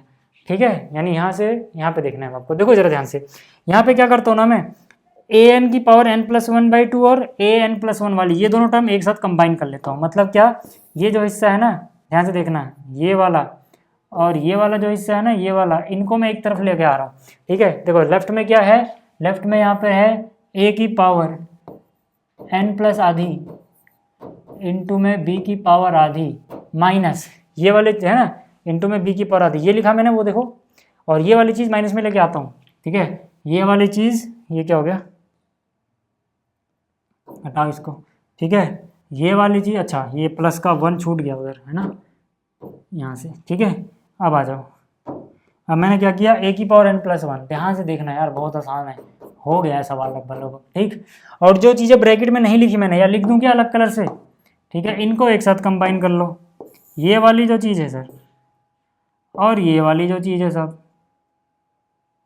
इसको एक साथ कंबाइन कर लो। मतलब राइट में पहले से b की पावर n+1 बचा हुआ है, राइट में पहले से b की पावर n+1 बचा हुआ है, माइनस में जाएगा ये वाला ग्रीन वाला हिस्सा, a की पावर 1/2, a की पावर 1/2 इंटू b की पावर n+1/2। समझ में आ गया ना, समझ में आ गया, ठीक है। और अच्छे समझाऊं, ये वाले देखो वहाँ पे जो ग्रीन पोर्शन से किया वो है, ठीक है, और वो वाले जो गुलाबी वाले से किया है ना मैंने, वो है कौन से, ये वाले। अब बताओ इससे अच्छा क्या समझाऊं यार, ठीक है। गुलाबी वाले को एक तरफ बस शिफ्टिंग की है जो 5वीं 6वीं में करते हैं बच्चे, ठीक है। अब यहाँ पे इसको सॉल्व कर लो, है ना, वही कलर ज़्यादा अच्छा लग रहा है वैसे, ये रहने दो, ठीक है। अब इसको सॉल्व कर लो। सॉल्व कैसे करोगे यार, छोटी पावर कॉमन लिया करो, ज़्यादातर हो जाता है। छोटी पावर मतलब देखो a की पावर n, a की पावर n दोनों के पास है, कॉमन ले लो। आधा एक में से छोटा कौन है, आधा, यानी कि आधा भी कॉमन ले लो। अंदर क्या बचा सर, a की पावर n+1 सॉरी n+1/2 पूरा बाहर आ गया, तो b की पावर आधी बच गई यहाँ पे, माइनस a की पावर में से n तो पूरा बाहर हो चुका, एक में से आधा बाहर आया है सर, यानी a की पावर आधी तो है अभी बची हुई। समझ में आ गई बात, बराबर, ठीक है ना, बराबर। यहाँ पर देखोगे यार b की पावर n+1 n+1/2, समझ में आ गया होगा, n+1/2 ही कॉमन लेंगे, ठीक है ना। तो यहाँ से देखो b की पावर n बाहर, एक में से आधा बाहर, तो b की पावर आधी तो बची हुई है, और a की पावर, a को तो छेड़ा ही नहीं है, जो भी था वो बचा हुआ है, b की पावर n+1/2 पूरा बाहर आ गया। समझ में आ गई बात यहाँ तक। अब एक काम करो ना, a को एक साथ b को एक साथ लिख लो, मतलब देखो क्या है कि यहाँ पर जो a वाली चीज़ें है ना, इसको यहीं रहने दो, ठीक है, डिवाइड बाई यहाँ पर ये जो है ना, ठीक है, इसको ले आओ डिवाइड में। उस तरफ क्या बच जाएगा सर, उस तरफ क्या बचेगा, देखो उस तरफ यहाँ क्या बचा हुआ है, ये तो एक जैसी चीज़ हो गई ना, ठीक है, ये बचा हुआ है, ठीक है। इसके डिवाइड में क्या करोगे, इसके डिवाइड में किसको ले जाओगे, इसके डिवाइड में इसको ले जाओगे। हाँ आप सही सोच रहे हो, काट भी सकते थे, है ना। आप अगर ये सोच रहे हो कि भाई this divide by this cut जाता, हाँ कट जाता, 1 बचा रहता, इसको डिवाइड में, वही चीज़ यहाँ पे आ रही है, ठीक है। आप वैसे भी कर सकते हो, ठीक है। देखो ये काटने पे कितना आएगा, 1 आएगा सर, क्यों, क्योंकि ये पूरा ही इस पूरे से कट जा रहा है, 1 आ गया। तो यहाँ से देखो आप पावर कॉमन ले सकते हो, यानी कि a/b की पावर इकट्ठा ले सकते हो, दोनों पावर सेम है, n+1/2, और यहाँ पे क्या है, 1 बचा है। 1 को क्या लिखा जा सकता है सर, किसी की पावर 0, नॉन जीरो की पावर 0 ले सकते हैं, तो यानी कि a/b की पावर ही 0 लिख दिया। भाई ये भी तो 1 ही होता है ना। कंपेयर करोगे, बेस सेम है तो घातांक बराबर होना चाहिए, ये 0 होना चाहिए, इसका मतलब क्या, 1/2 उधर ले जाओगे तो n की वैल्यू कितनी हो जाएगी, -1/2। देखो यार यही क्वेश्चन आपको कितना कठिन लगता था कैलकुलेशन में, है क्या कुछ कठिन, कुछ कठिन है क्या, नहीं है भाई, ठीक है। क्लियर हो गई बात, देख लो सिंपल सा सॉल्यूशन था इसका। क्वेश्चन नंबर 27 है ये, ठीक है। क्वेश्चन नंबर 28 बहुत ही आसान सा प्रश्न है, बहुत ही आसान सा, एकदम नकली। देखते हैं इसको, है ना, सॉल्यूशन देखो इसका, ठीक है। सॉल्यूशन नंबर 28,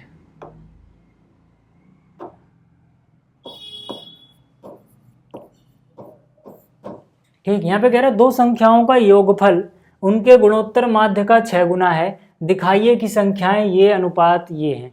अब देखो इसमें जब क्वेश्चन कर रहे होते हैं ना कई बार हम, तो लास्ट में जब स्क्वायर रूट लेते हैं तो बहुत सारे लोग वहाँ पे प्लस माइनस नहीं लगा रहे, एक ही आंसर ले रहे हैं, है ना। तो वहाँ पे हालांकि एक्सप्लेन करना पड़ेगा कि प्लस माइनस क्यों नहीं लिया। अभी मैं समझाता हूँ किसकी बात कर रहा हूँ। देखो यहाँ पर दो संख्याएं हैं, तो मैंने लिखा माना बड़ी संख्या, माना बड़ी संख्या।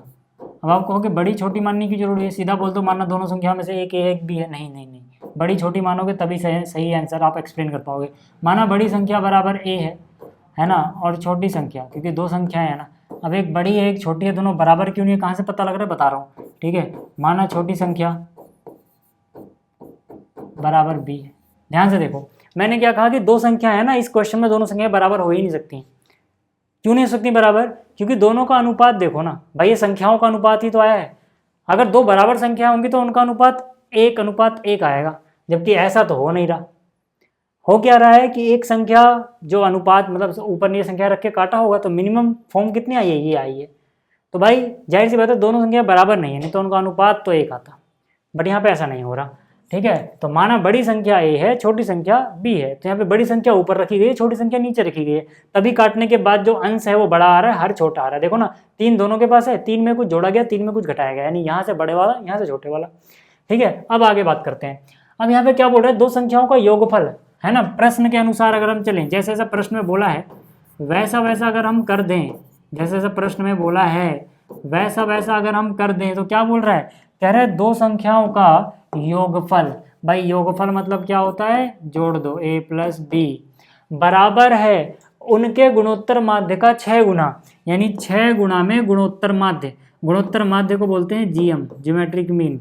ठीक है, अब अगर a प्लस बी बराबर है 6 गुणोत्तर माध्य, गुणोत्तर माध्य होता है क्या असलियत में, √ab। समझ में आ गया। अब अगर मुझे एक ये चीज़ पता लग गई यार, मैं कहूँगा यार तो बहुत अच्छी बात है भाई, ए और बी मुझे बस पता लगाना है किसी तरह से। ए और बी पता लग गया तो ए को ऊपर रखूंगा, बी को नीचे, उनका अनुपात निकाल के ये निकालना आसान रहेगा। भाई ए और बी का अनुपात ही तो है ना। सिद्ध क्या करना समझ में आया क्या, रुक जाओ पहले, सिद्ध क्या करना समझ में आया ना। सिद्ध करना है, ध्यान से देखना, सिद्ध करना है, वो भी लिख ही देता हूँ सर। ये सिद्ध करना है जो आपको दिख रहा है, ये जो दिख रहा है ना, ये सिद्ध करना है। अगर आप में से फिर से कोई पूछे कि भाई a अनुपात b ही क्यों है, b अनुपात a क्यों नहीं, आपको कैसे पता लगा, क्योंकि मैंने बड़ी वाली संख्या को a माना है। और अगर जब अनुपात देखोगे भाई, ये चीज़ अंश बड़ा आएगा, हर छोटा आएगा, अंश हर के फॉर्म में लिखोगे तो अगर अंश बड़ा है तो मतलब जो पहली संख्या रखी है वो बड़ी होनी चाहिए, तभी ऐसा हो सकता है।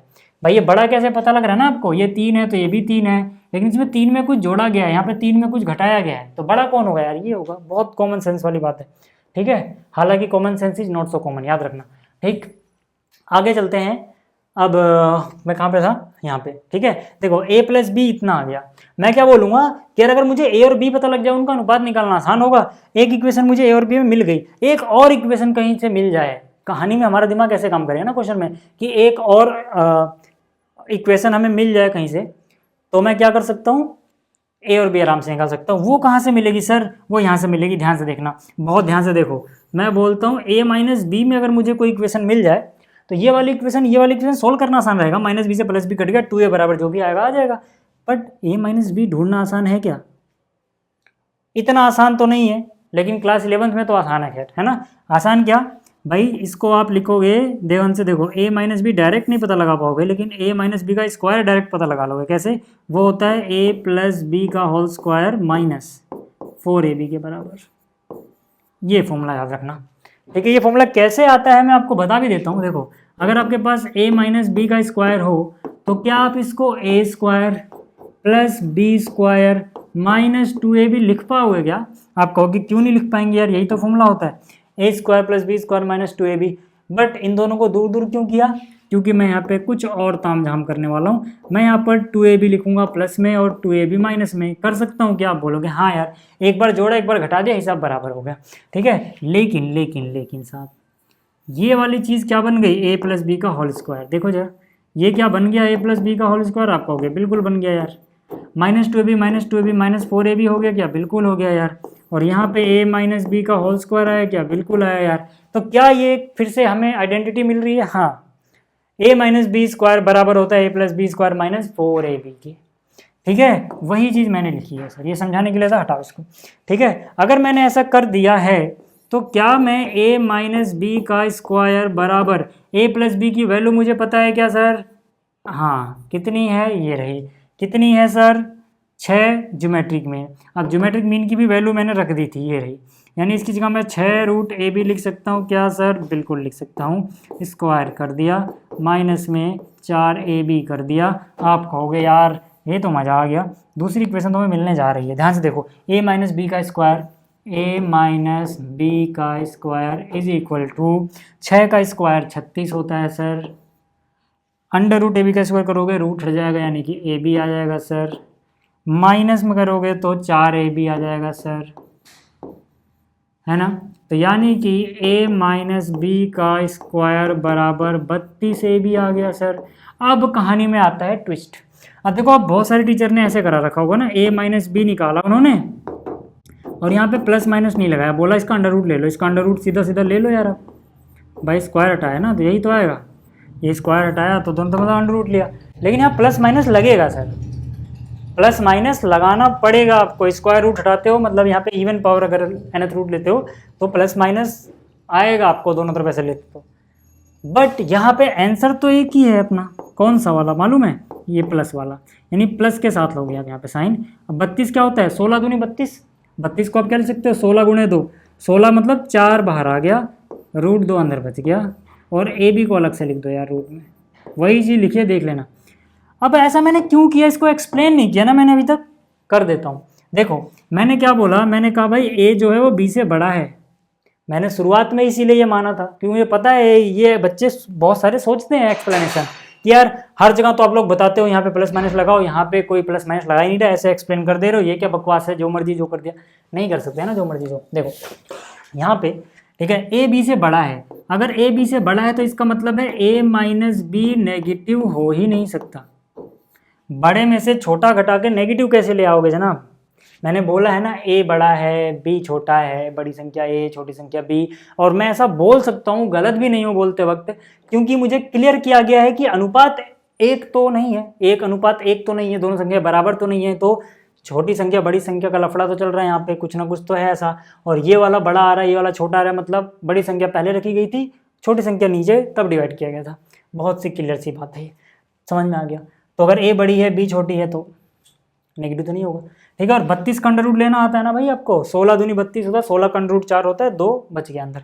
अब आप कहोगे कि अरे वाह यार, ये जो इक्वेशन है अगर मैं इसे इक्वेशन 2 बोल दूँ, बोल सकता हूँ, और ये जो इक्वेशन थी ना साहब, मैं ऐसे देखो ये जो इक्वेशन है ना ए प्लस बी, इसको अगर मैं यूज़ करूँ तो ए प्लस बी तो मुझे पहले से पता है कितना, 6 रूट ए बी है ना, 6 रूट ए बी, ये तो मुझे पहले से ही पता है, ठीक है। ये वाली इक्वेशन तो मुझे पहले से ही पता है। कहाँ से पता है? ये मैंने क्यों लिख दिया?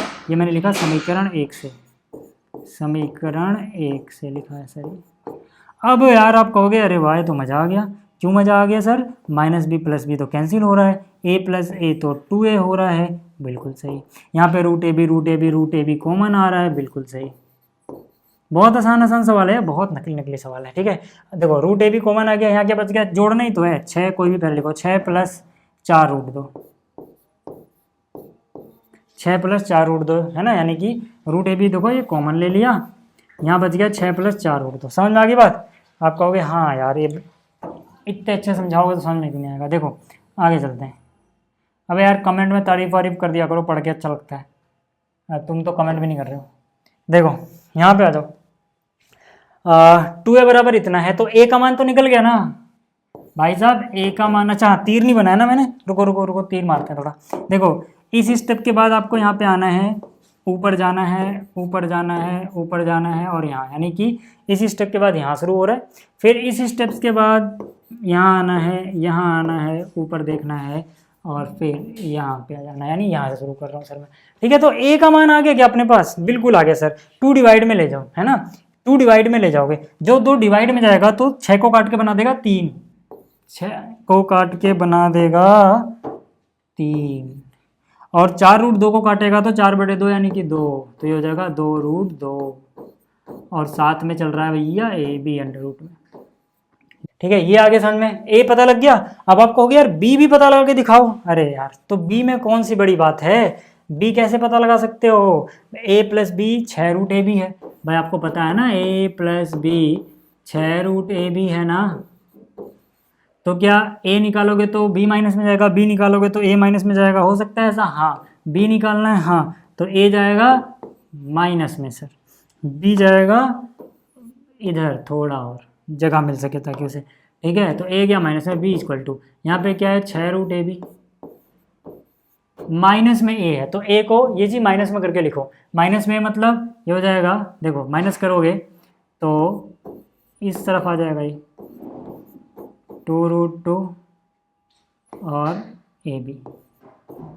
अब मुझे नहीं पता दिख भी रहा है कि नहीं, अगर नहीं दिख रहा है तो सब थोड़ा सा इधर जगह तो बनती है, बची हुई है ना, हाँ ठीक है, दिख रहा है ना ये। अब आ जाओ यहाँ पे, ठीक है। देखो ए बी तो पहले कॉमन ले लो यार, अंडर रूट का ए बी कॉमन ले लो, ठीक है। तो ए बी कॉमन लिया तो यहाँ बचा 6 माइनस -3 माइनस प्लस -2 रूट 2, ठीक है ना। देखो यार ये वाले चीज़ कॉमन ले ली, यहाँ बच गया 6, माइनस अंदर गुणा करो, -3 -2 रूट 2।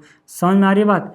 तो यानी कि b कितना आ गया साहब, ये भी आ गया 6 माइनस 3 3 सॉरी, ठीक है 6 - 3 करोगे 3 मिल जाएगा, और साथ में क्या है 2 रूट 2, और क्या है √ab। ये पता लग गया। अब मुझे बताओ ना यार a/b कितना आएगा। सीधी सीधी बात है यार, a की वैल्यू क्या है, देखो ये रही, कितनी है 3 + 2 रूट 2, साथ में √ab। और b की वैल्यू कितनी है सर, b की वैल्यू ये रही, देखो 3 - 2 रूट 2, साथ में √ab। समझ में आ रहा है ना तुम्हारे, है ना। हाईलाइट कर दूँ क्या बोल रहे हो, इतने बेवकूफ़ नहीं है। अरे तब भी यार कर देता हूँ, तुम हो बेवकूफ़। ठीक है यहाँ पे आ जाओ, ये समझ में आ गया। तो अब देखो, अच्छा हाँ ये मत कहना कि अभी तो आंसर आया नहीं, आप बॉक्स में क्यों बंद कर रहे हो। अरे आंसर नहीं आया मुझे पता है, मैं इसलिए बॉक्स में बंद कर रहा हूँ ताकि आपका ध्यान जाए। देखो ए वहाँ था, बी वहाँ था, उनका डिवाइड किया है, ठीक है, वो आप मत करना। ठीक है, तो a/b देख लो कितना आएगा। a/b निकालोगे तो बात तो कट नहीं रहा ना, मिनिमम में आ गया। कितना आ गया, वही आ गया जो क्वेश्चन बोला था, 3 + में 2 रूट 2 रेशो 3 - 2 रूट 2। यही तो सिद्ध करना था भाई, हो गया। था ना आसान, मज़ा आया ना। ठीक है, क्लियर है इतना। चलिए क्वेश्चन नंबर 28 भी हो गया साहब, 29 करते हैं। ओहो ये भी आसान है, क्वेश्चन नंबर 29 भी आसान है। ठीक है, ये मत बोलना सबको आसान बोल रहे हो, सब आसान है इसलिए बोल रहा हूँ भाई। ठीक है चलिए शुरुआत करते हैं। यहाँ पे क्या कह रहे हैं, यदि a तथा g दो धनात्मक संख्याओं के बीच क्रमशः समांतर माध्य तथा गुणोत्तर माध्य हों, am और gm हो, तो सिद्ध कीजिए कि संख्याएं ये हैं। ये दो संख्याएं लिखी हुई हैं, एक क्या है a+ में समथिंग, एक क्या है a- में समथिंग, दो संख्याएं हैं। तो मैंने लिखा माना बड़ी संख्या बराबर है a और छोटी संख्या बराबर है b। ठीक है, सिद्ध क्या करना है वो भी लिख देता हूँ। सिद्ध करना है कि जो a और b है ना वो क्या है, a ± under root a + g a - g। अब आप कहोगे इसका लिखने मतलब देखो पहले ही जो लिखा है उसके लिए पहला साइन ऊपर वाला, यानी a क्या है a + दिस, b क्या है a - दिस, है ना। a बड़ा है इसलिए a में से कुछ जोड़ रहे हैं और b छोटा है तो a में से कुछ घटा रहे हैं। ठीक है, तो मैंने माना है बड़ी संख्या a है, छोटी संख्या b है। क्लियर होगी बात। अब चलो सिद्ध करते हैं प्रश्न के अनुसार। मैंने लिखा प्रश्नानुसार, है ना, मैंने लिखा प्रश्न के अनुसार। जल्दी जल्दी करेंगे आप, ध्यान से देखना, समझ में आ जाएगा। ठीक है, फोकस यहीं पे होना चाहिए। क्या कह रहा है, a और g धनात्मक संख्या के बीच क्रमशः समांतर माध्य और गुणोत्तर माध्य है, यानी a क्या है समांतर माध्य है, a क्या है समांतर माध्य। अब समांतर माध्य क्या होता है, समांतर माध्य होता है a + b / 2, है ना। मैं क्या करता हूँ ना, इसको लेफ्ट में लिख देता हूँ। ठीक है, समांतर माध्य क्या होता है, समांतर माध्य होता है जिन संख्याओं का समांतर माध्य निकालोगे, ठीक है, उनको जोड़ो डिवाइड बाई आधा कर दो, ये समांतर माध्य है। तो यहाँ से a + b की वैल्यू कितनी आ गई, 2a आ गई, ये हो गई समीकरण 1। यहाँ तक समझ में आ गया। अच्छा, गुणोत्तर माध्य क्या होता है, गुणोत्तर माध्य मतलब √ab। तो √ab क्या है, गुणोत्तर माध्य, जो बोला गया है g, जो बोला गया है कि भाई ये g है। तो अगर स्क्वायर कर दूं तो abg² आ गया क्या, हाँ आ गया। अब मुझे तो a और b निकालना है ना। मैं कहूँगा यार a और b में मुझे एक इक्वेशन तो पहले ही दिख गई, सीधी सीधी एक इक्वेशन पहले ही दिख गई। अगर मैं a - b में भी किसी तरह से इक्वेशन ले आऊँ तो a + b a - b solve करना आसान होता है। मैं कहूँगा बिल्कुल होता है, तो ले आते हैं यार। फिर से पिछला सवाल याद करो कि अगर मुझे a + b पता है या a - b पता है तो दूसरा जोड़ा निकल जाता है। a + b पता है तो a - b निकल जाएगा। a - b का स्क्वायर क्या होगा सर, ये होगा a + b का होल स्क्वायर माइनस में 4ab। अभी बताया था मैंने आपको, ठीक है, अभी बताया था मैंने आपको, है ना। इसको देख लो, ये अलग चीज़ है।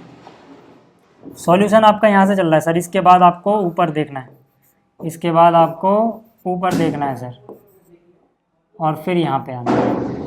क्लियर हो गई बात इतनी। अब यहाँ से a - b ठीक है अपनी जगह रहेगा, कोई दिक्कत नहीं है। थोड़ा शोर शराबा हो रहा होगा अभी, है ना, बगल में मकान बन रहा है, बट कोई बात नहीं।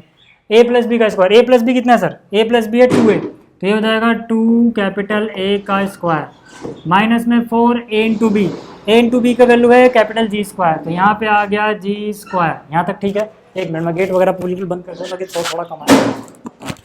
ठीक है, इतना समझ में आ गया।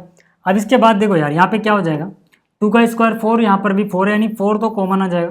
ठीक है, अंदर क्या बचेगा, देखो यहाँ पे बचेगा ए स्क्वायर और यहाँ बचेगा जी स्क्वायर।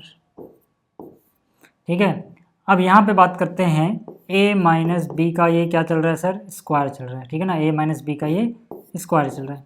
तो अगर मैं a माइनस बी की बात करूँ तो यहाँ पे क्या आना चाहिए, प्लस माइनस, ये अंडर रूट में चला जाएगा, अंडर रूट में जाएगा तो 2 बचेगा और अंडर रूट के अंदर ये हो जाएगा A square minus G square. But again यहाँ पे फिर से वही लॉजिक कि भाई यहाँ पे प्लस वाली वैल्यू ले या माइनस वाली, या दोनों ही आंसर हो सकते हैं। देखते हैं, यहाँ पर जाहिर सी बात है बड़ी संख्या a है और छोटी संख्या b है, यानी कि a बड़ा है। ठीक है ना, a बड़ा है b से, इसका मतलब अगर बड़ी संख्या यानी कि a में से छोटी संख्या यानी कि b घटाई जाए तो कभी भी ये नेगेटिव नहीं आ सकती। ठीक है, अब क्योंकि ये कभी भी नेगेटिव नहीं आएगी, इसका मतलब a माइनस बी जो है ना सर, वो कितना आएगा, 2 under root A square minus G square. ठीक है, आप चाहो तो ए स्क्वायर माइनस जी स्क्वायर को, ठीक है, under root A plus G A minus जी ले सकते हो, वो हम देख लेंगे अभी। ठीक है, ये हो गई क्वेश्चन नंबर 2, दूसरी है ना, हाँ सॉरी ये दूसरी, तीसरी है। ठीक है, ये तीसरी क्वेश्चन समझ लो इसको। अब यार सॉल्व करना बहुत आसान है। ठीक है, अब आपको देखना है, देखो हम यहाँ आ रहे हैं और इसके ऊपर की तरफ देखना है आपको।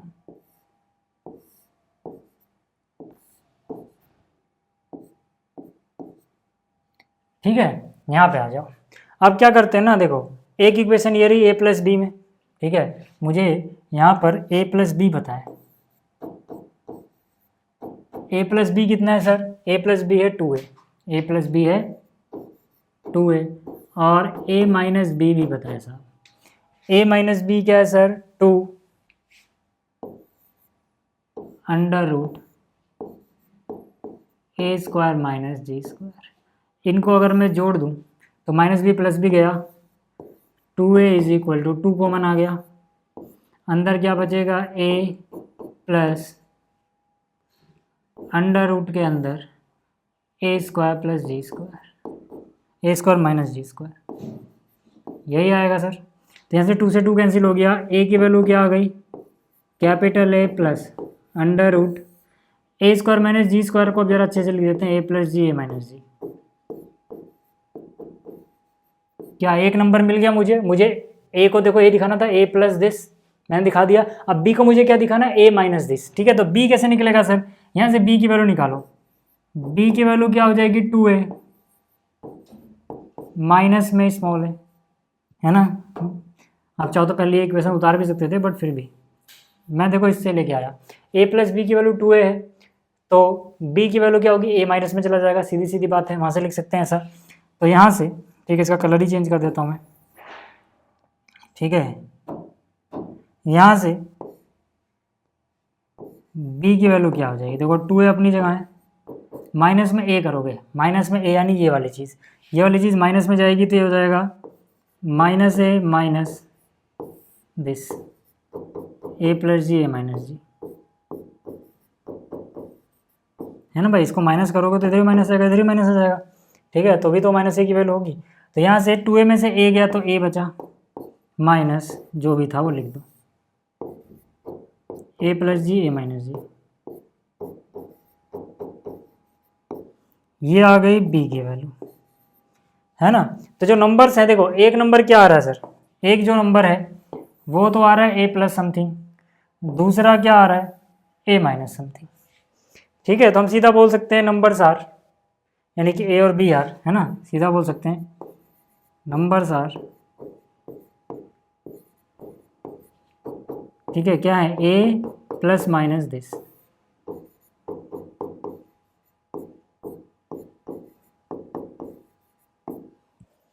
ठीक है, ये हमारा फाइनल आंसर है। हालांकि वो ऊपर में बॉक्स में बंद नहीं भी करोगे तो चलेगा, मैंने समझाने के लिए। ठीक है ना, ये वाली चीज़ पैक करिए, बस सब कुछ पैक मत करना।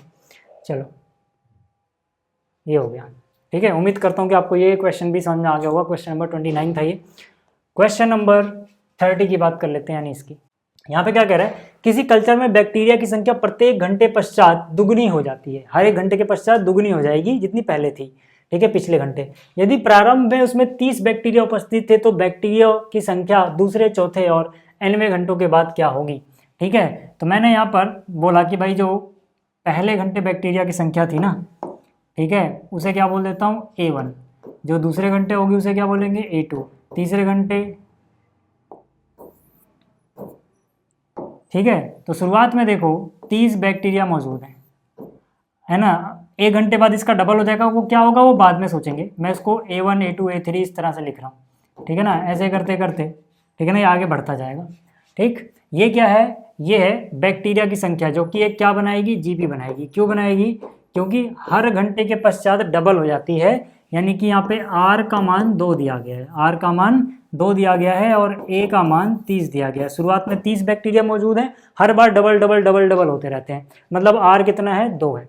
हमसे क्या पूछा गया, हमसे पूछा गया कि दूसरे घंटे के पश्चात संख्या क्या होगी। हम क्या बोलेंगे, हम बोलेंगे दूसरे घंटे के पश्चात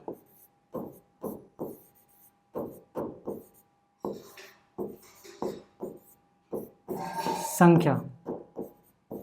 अच्छा, दूसरे घंटे के पश्चात जो संख्या होगी वो इस जीपी का कौन सा टर्म होगा, पहले 30 फिर 60 फिर 120 फिर ऐसे बढ़ता जाएगा ना, कौन सा होगा, A3।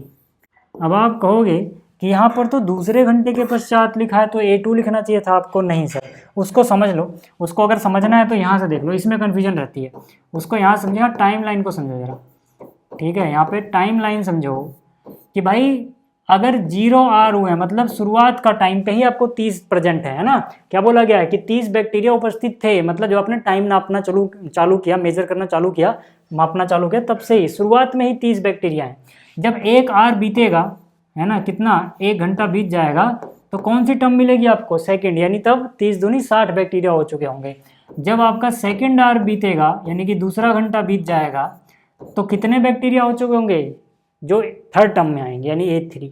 समझ में आ गया ऐसा क्यों आया, तो यार A3 तो आप जानते हो AR² होता है, A की वैल्यू कितनी है सर, 30 है, R 2 है, हर बार डबल होता है, तो 2 का स्क्वायर कर दो, 2 का स्क्वायर 4, 4 गुणा 3 यानी 12, एक जीरो लगा दो 120। समझ में आ गया ये कैसे आया, ठीक है। इसी तरह से आगे भी हम चल सकते हैं, ठीक है, इसी तरह से आगे भी हम बात कर सकते हैं, ध्यान से देखना, ठीक है। मैंने यहाँ पे क्या लिखा, आप कौन सा था, दूसरे घंटे के बाद चौथे घंटे, है ना, तो मैंने यहाँ पे लिखा चौथे घंटे, चौथे घंटे, ठीक है ना, चौथे घंटे के पश्चात बैक्टीरिया, ठीक है। चौथे घंटे के पश्चात जो संख्या होगी वो कितनी हो जाएगी सर, चौथे घंटे के पश्चात जो संख्या होगी वो कौन सा टर्म होगी, सोचो, A5, है ना। जैसे भाई दूसरे घंटे के पश्चात तीसरी, तो तीसरे घंटे के बाद चौथा, पाँचवें घंटे के बाद छठा, तो चौथे घंटे के बाद पाँचवा, ठीक है ठीक है ना। ये ठीक वैसे ही जैसे दूसरे घंटे के बाद तीसरा टर्म आ रहा है, तो तीसरे घंटे के बाद चौथा टर्म आएगा, चौथे घंटे के बाद पाँचवा, जितने घंटे बीचे उससे एक ज़्यादा टर्म लो, ठीक है। तो ये क्या होता है, ये होता है AR की पावर 4। A कितना है सर 30, R कितना है सर 2, 2 की पावर 4 होता है 16, 2 की पावर 4 होता है 16, 16 गुणा में 3 करोगे 48 मिलेगा, एक जीरो लगा दो, यानी 480 बैक्टीरिया, ठीक। ऐसे हमसे पूछा nवें घंटे के पश्चात भी बता दो भाई, ठीक है। तो हम क्या बोलेंगे, nवें घंटे के पश्चात संख्या, यहाँ पे इसको कॉपी कर लेता हूँ, रुक जाओ, ठीक है। तो मैंने यहाँ पे क्या लिखा, मैंने यहाँ पे लिखा nवें घंटे के बाद, nवें घंटे के बाद कौन सा टर्म आएगा, उससे एक ज़्यादा, भाई जैसे पाँचवें के बाद, चौथे के बाद पाँचवा आ गया, चौथे घंटे के बाद पाँचवा आया, nवें घंटे के बाद n+1 आ जाएगा, जो कि क्या होगा, AR की पावर n आ जाएगा, ठीक है ना, क्योंकि n+1 - 1 नहीं बचेगा। तो A कितना है सर 30 है, R कितना है 2 है, और उसकी पावर कितनी है n। इतने बैक्टीरिया मौजूद होंगे कल्चर में, ठीक है। इतनी बात समझ में आ गई है, क्लियर हो गया। ये था सॉल्यूशन नंबर 30। अब आगे बात करते हैं। अब देखो यार 31, ठीक है, सॉल्यूशन नंबर 31 कह रहे हैं 500 रुपये की धनराशि 10% वार्षिक चक्रवृद्धि ब्याज पर 10 वर्षों के बाद क्या हो जाएगी, ज्ञात कीजिए, ठीक है। तो पहली बात तो देखो यहाँ पर, ठीक है, यहाँ पे अगर मैं एक जीपी लिखूँ, ठीक है, या फिर आप यूँ कह लो, जीपी छोड़ो अभी जीपी है भी कि नहीं प्रूफ कर लेते हैं थोड़ा सा। ठीक है, प्रूफ क्या मतलब एक देख लेते हैं ट्रेंड, है ना, प्रूफ तो नहीं करेंगे। यहाँ पर पहला टर्म उसको मान लो जितने धनराशि आपने जमा किया, है ना, जो भी पैसा आपने जमा किया, ठीक है, मूलधन 500 रुपये।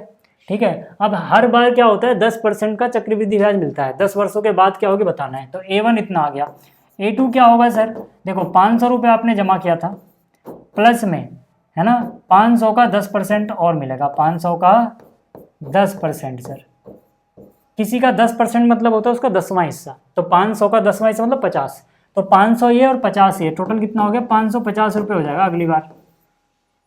अब क्योंकि चक्रवृद्धि ब्याज मिल रहा है तो जो अगली टर्म आएगी सर वो इस 550 का, हालांकि हमें ऐसे नहीं करना है, बस ये दिखाने के लिए कर रहा हूँ कि ये जीपी है। ठीक है, ये 550 में इस 550 का 10% जुड़ेगा, 550 का 10%, चक्रवृद्धि ब्याज ऐसे ही होता है भाई। ठीक है, जो मिश्र धन है अगले साल के लिए मूलधन बन जाता है। ठीक है, ये सब क्लास 8 का है, आपको समझ में आता होगा। 550 का 10% कितना होगा, इसका 10वां हिस्सा, 10 से डिवाइड करो 55, 550 प्लस 55 कितना हो जाएगा 605 रुपये, इतना हो जाएगा। तो एक बात बताओ, अगर मैं यहाँ पर A2/A1 निकालूँ तो क्या मिलेगा मुझे, A2 कितना है 550, A1 कितना है सर 500, एक जीरो से एक जीरो कट जाएगा, 55/50, 5 से काटोगे 5 2 में 50, 5 से 11 55, यानी कि 1.1 आ गया। चलो ठीक है, यहाँ से तो मुझे ठीक लग रहा है। अच्छा A3/A2 निकालूँ, देखते हैं क्या बराबर आ रहा है, क्या जीपी है क्या ये, देखो ज़रा, यहाँ पर A3 कितना है 605, A2 कितना है सर 550, 55 से सीधा काट लो, देखो 55 एकम 55, 1 जीरो तो 1 जीरो, 55 एकम 55, 60 में से 55 गया तो कितना बचा होगा, 60 में से 55 गया तो 5 बचा होगा, 5 के आगे 5 यानी 55, फिर से वही आ गया। तो इसका मतलब यानी कि ये जीपी है और आर बराबर 1.1 है। ठीक है ना, इसका मतलब, ठीक है, इसका मतलब, ठीक है, कि भैया एक जीपी बन रही है यहाँ पे, A1 A2 A3 ऐसे ऐसे करके AN मान लो, जिसमें R बराबर 1.1 है और पहला टर्म जो है वो 500। ये जीपी तक की बात क्लियर हो गई। अब हमसे पूछा क्या है सर, हमसे पूछा है 10 वर्षों पश्चात ये राशि क्या हो जाएगी। ठीक है हम बोलेंगे 10 वर्षों पश्चात, 10 वर्षों पश्चात राशि, ठीक है ना 10 वर्षों पश्चात कुल राशि लिख देते हैं।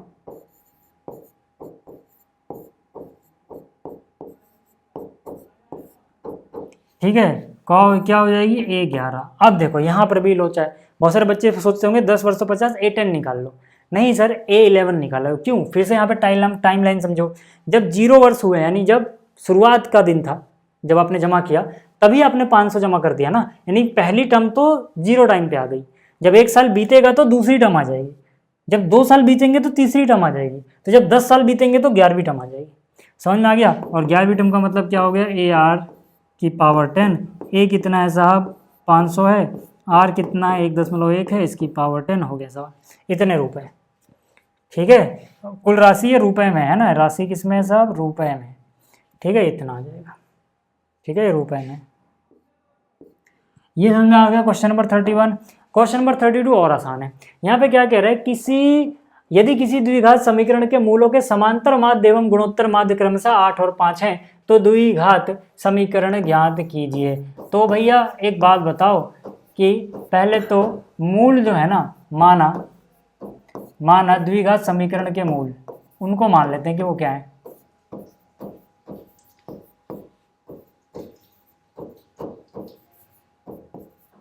ठीक है, जो इसके मूल हैं वो क्या है, अल्फा और बीटा मान लिया।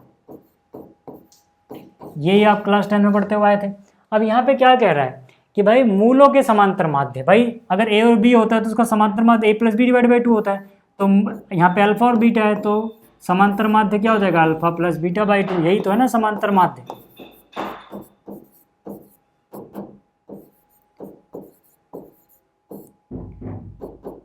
ठीक है, समांतर माध्य क्या है 8 और 5, यानी समांतर माध्य पहले 8 है और फिर वो गुणोत्तर माध्य 5 है ना। गुणोत्तर माध्य क्या हो जाएगा साहब,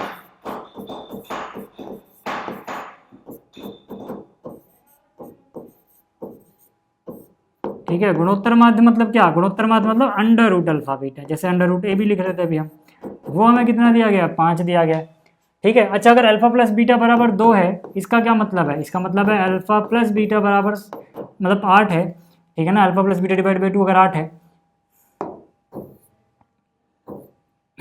ठीक है। देखो alpha plus beta divide by 2 8 है अगर, तो क्या मैं ये लिख सकता हूँ कि अल्फा प्लस बीटा बराबर 16 होगा, भाई 2 जाएगा गुणा में 16 आ जाएगा, ठीक है। इसको बोलो समीकरण 1, इसको बोलो 2, है ना। अब हम क्या बोलेंगे कि भाई द्विघात समीकरण कितनी होगी, ये अपने फॉर्मूला पढ़ा हुआ है कक्षा 10 में ही, द्विघात समीकरण की अगर हमें मूल पता हो किसी द्विघात समीकरण के, तो वो क्या होती है, वो होती है एक्स स्क्वायर माइनस मूलों का योग, यानी कि alpha plus beta x plus में मूलों का गुणनफल। चाहो तो आप एक कांस्टेंट भी लगा सकते हो, ठीक है, वो लगा लेना, नहीं चाहो तो छोड़ो, अभी के इक्वल टू 1 के लिए कर रहा हूँ मैं, ठीक है। X square minus alpha plus beta, alpha plus beta 16 है, तो 16 साथ में क्या आ जाएगा, एक्स आ जाएगा, ठीक है। तो 16 एक्स हो गया, और अल्फा इंटू बीटा कितना है सर, 5 है, तो यहाँ पे 5 आ गया, तो ये निकल गई अपनी इक्वेशन, ठीक है। तो उम्मीद कर रहा हूँ कि आपको ये सारे क्वेश्चन समझ में आ गए होंगे। पीडीएफ आपको मिल जाएगा टेलीग्राम पे। वीडियो आपको कैसी लगी कमेंट में बताना मत भूलना, क्योंकि मुझे कमेंट्स पढ़ने में बहुत मज़ा आता है, ठीक है। उसके साथ साथ वीडियो को एक रीच भी मिलती है, जितने ज़्यादा आप कमेंट करोगे उतना ज़्यादा यूट्यूब इस वीडियो को अच्छा समझेगा और बाकी लोगों को रिकमेंड करेगा। तो इस वीडियो में इतना ही, जल्दी मिलेंगे अगली वीडियो में। इस वीडियो को देखने के लिए धन्यवाद, थैंक यू।